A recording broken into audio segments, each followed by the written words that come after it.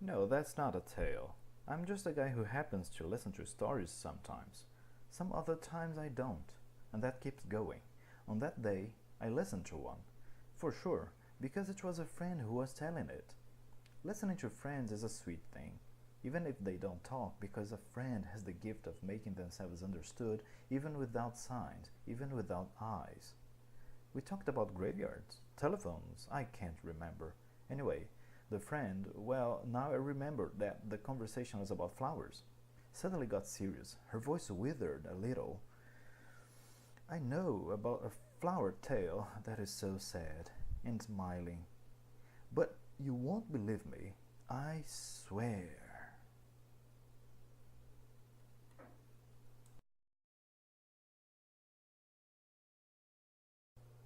Who knows? It all depends on the person who tells it, as well as the way of telling it. There are days when the telling of a tale doesn't depend on this. We get possessed by a universal cruelty, and then, using a convincing argument, the friend stressed that the story was true. It was a girl who lived on General Polidoro Street, she started, near San João Batista Cemetery. You know, the ones who live there, like it or not, have got to be aware of death. Funerals take place all the time, so we got to be interested in this.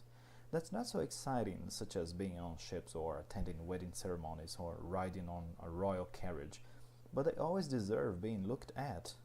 The girl naturally enjoyed looking at passing funerals rather than seeing nothing, and if she was to be sad in front of so many bodies passing by, she was supposedly fine with herself. In case a funeral was very important, a bishop's or a general's, she used to be at the cemetery gate for a quick peek. Have you ever noticed the way people get impressed by wreaths? So much. And also, there is some curiosity about reading what is written on them. A pitiful dad is the one who arrived there unaccompanied by flowers, either as a result of family disposition or for being short of money. It's all the same. Wreaths do not flatter only the deceased, but also cradle them. Sometimes she used to get in the cemetery and follow the dead as far as their final resting place. It must have been like this that she got used to wandering there. My God, there are so many places for a ride in Rio. And in her case, when she was feeling upset, she could take a streetcar heading to the beach, get off at Morisco's, lean on the wall. She had the sea at her disposal, 5 minutes away from home. The sea, the trips, the coral islands, it all for free, but due to her lazy curiosity about funerals, she kept the habit. That's not rare in the countryside. But you lived in Botafogo. Did you work? At home. Don't interrupt me. You won't ask me for her ID nor her physical description, will you? This is none of our business for this case. I am telling you now. Sure thing is that she used to go for a ride in the afternoon. I mean slide by the white ruins of the cemetery, alone and lost in distrust. She looked at an inscription, or did not, found the figure of a little angel, a cracked column, an eagle, compared the rich tombs to the poor ones, calculated the ages of the deceased, devised pictures on medallions. Yes, it got to be this what she used to do there. Why on earth could she do that? Maybe she went uphill where the new facilities of the cemetery and the most modest tombs are located now. It must have been there where she picked a flower in an idle afternoon.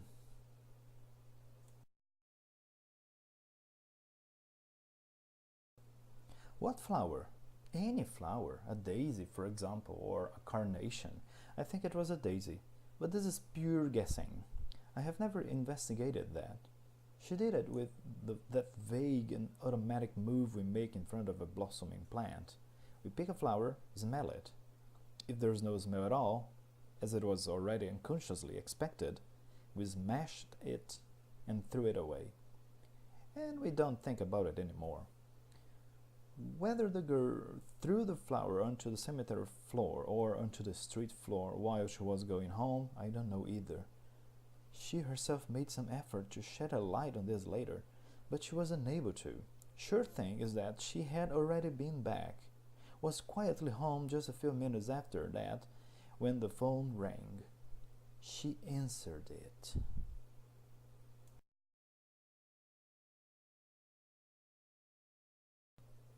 Hello.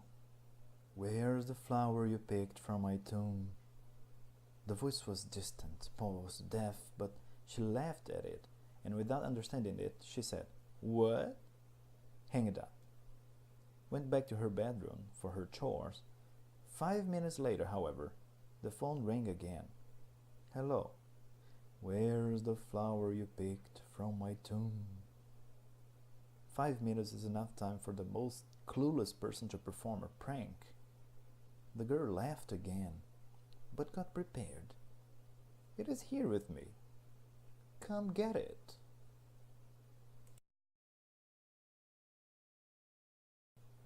In the same lazy tone, severe, sad, the voice answered, I want the flower you stole from me. Give me back my little flower. Was it a man, a woman? So distant. The voice made itself clear, but did not say whose it was. The girl engaged in the conversation. Come get it, I'm telling you. You know very well that I can't get anything, my daughter. I want my flower back. You have to give it to me. But who is speaking? Give me the flower. I am begging you. Say your name, or else I won't. Give me the flower. You won't need it, but I do. I want the flower that sprouted on my tomb.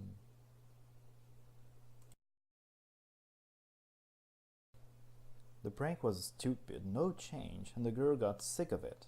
So she hanged up. Nothing else happened on that day. But on the following day, same thing. The phone rang at the same time. The girl innocently answered it. Hello. Where is the flower? She didn't listen to it anymore, slammed the phone on the receiver, annoyed. What joke is this? She angrily went back for her sewing job. It hadn't lasted long when the phone rang again, and before the lamenting voice restarted, Look, give me a break. It's been a pain in the neck.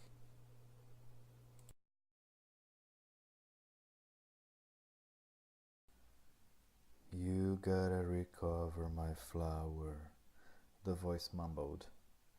Why did you mess right on my tomb? You have everything in the world, and I, poor me, am finished. I miss that flower so much. This one is weak. Don't you know another joke? And she hanged up.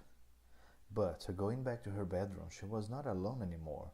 She took the idea of that flower which was with her, or rather, the idea of that foolish person who had seen her pick a flower in the cemetery and now has bothered her on the phone. Who could it be? She couldn't remember seeing anyone familiar. She was absent-minded in her very nature. Judging by the voice, it wouldn't be easy to find out. It was certainly a sort of disguised voice, so well performed that it was impossible to know if it was a man's or a woman's. A strange, cold voice. And it came from the distance, like a call from another town. It seemed to come from far beyond. You can see that the girl started to get afraid of it.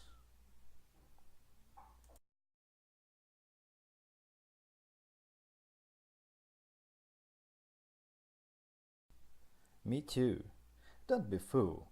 The fact is, it took her long to fall asleep. From that moment on, she could hardly sleep. The annoying phone calls wouldn't stop. Always at the same time, at the same tone.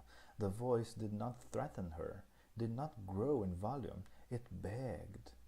It seemed that the damn flower was the most precious thing in the world for it, and that its eternal rest, considering the voice of a really dead person, would rely on the restitution of a simple flower. It would be an absurd admitting such a thing, and the girl wasn't willing to fade away. On the 5th or 6th day, she listened firmly to the voice, and after that she cursed it vehemently. "Go to hell with your flowers," she thought. And in case the voice didn't shut up, she wouldn't turn into action. The action consisted on telling her brother and then her father. Both her father and brother talked harshly to the begging voice. They were convinced that it was a no funny prick, but curiously, when they referred to the guy, they used to say the voice. "Has the voice called today?" asked the father, arriving from downtown. "Well, it's unmistakable," whispered the melancholic mother. Swear words hadn't worked in this case. Using the brain was necessary. They asked questions, investigated it around the neighborhood, watched the payphones in the area. Father and son had shared the tasks. They took to the local stores, the nearest cafes, the florists, marble dealers. If someone came in and asked to use the phone, the spy ear sharpened up. But which one? Nobody was claiming a tomb flower. The private phone network had been left for further investigation. A line in each apartment, 10, 12 in the same building. How to find out?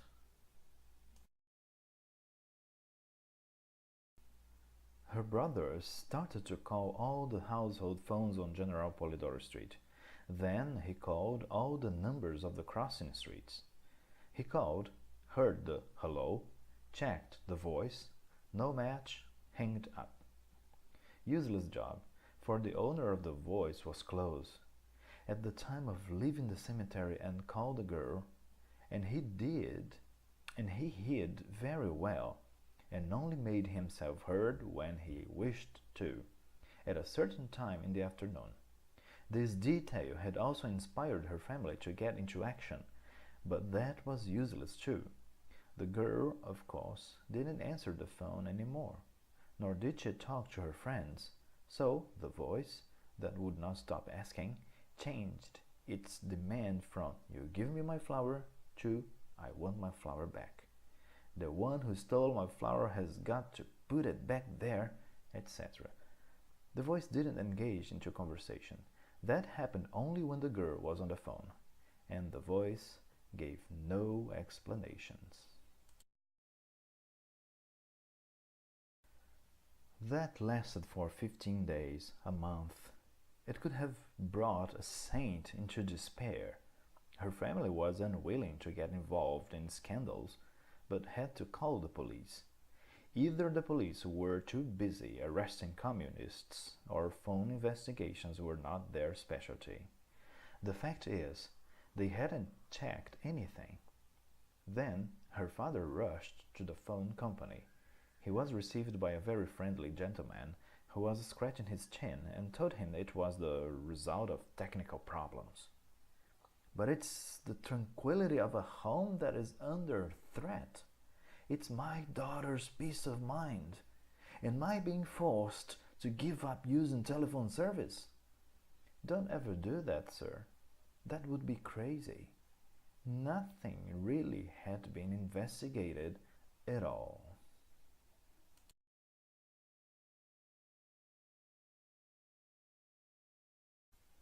It's impossible to live without a telephone, radio, or fridge nowadays. I'll give you a friendly piece of advice. Go home, calm down your family, and wait for what's next. We'll do what we can. Well, you have already noticed that nothing had worked. The voice kept begging for the flower. The girl was all out of appetite and courage.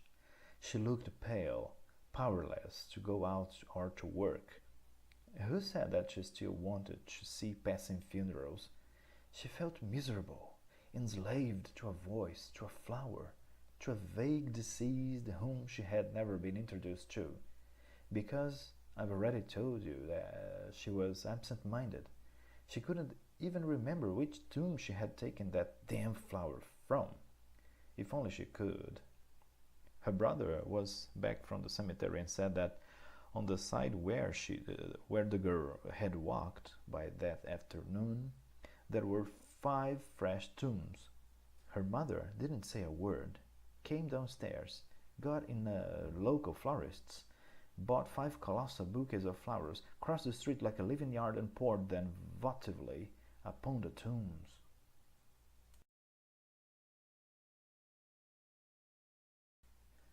She went back home and awaited for the unbearable hour.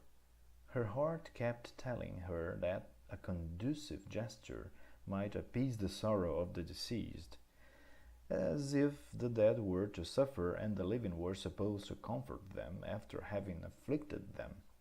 But the voice didn't let itself be comforted or bribed.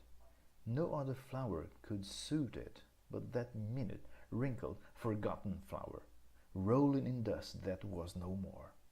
The other flowers had come from different soil. They had not blossomed from its native manure. That was untold by the voice, as if it had already said it. So the mother had given up new offers, although that was already in her purpose. Flowers, masses, to what end?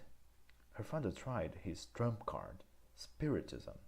He met a very strong medium, to whom he exposed the case in detail, and asked him to establish contact with the soul deprived of its flower.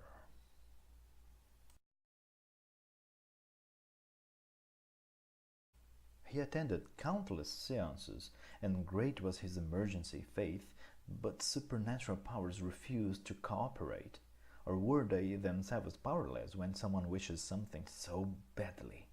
And the voice continued, deaf, unhappy, methodical. If it was someone's voice, as her family still believed, although they stick to a discouraging explanation more and more, which was the absence of any logical explanation for all that, it would be someone who had lost every notion of mercy. If it was a dead's voice, how could they judge that? How could they beat the dead?